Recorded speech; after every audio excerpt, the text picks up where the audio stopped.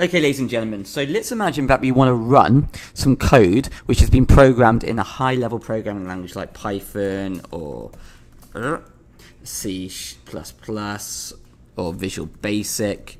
So it's not assembly language, it's not machine code, it's high-level programming code. Let's imagine that we want to do that right here, right now. To run this code, we've got two options. We can use what's called a compiler or an interpreter. What I'm going to do is talk to you in this video about how an interpreter works. And it's really easy, it just follows certain steps.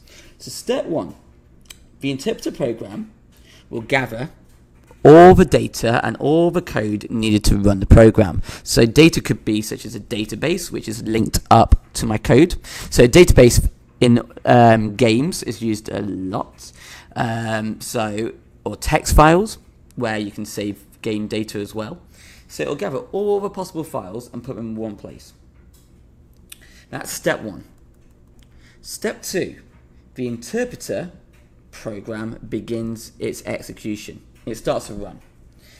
And what it'll do is step three, where it'll look at the first line of code, which is this, what I've just highlighted. And it'll look to see if there's an error. If there's an error, it will go error, error, error. Well, kind of not like that, but it will say error. And it will tell you where the error is. And it will halt the execution. If no error is found, so it will then move on. So what will happen is this. This line here will be converted, if there's no error, into what's called intermediate code.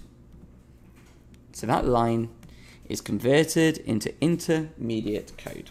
Just simple. What will happen next is the interpreter will use this intermediate code and run that line of code. So this line of code will become executed. It will then repeat steps 4 to 8, where it will look at the next line of code. If there's an error, it will report it. If there's not an error, it will turn it into intermediate code, and it will run that line of code. So basically what happens with an interpreter is it looks at one line at a time, and it will run one line at a time. And that is different to a compiler, which we'll look at next.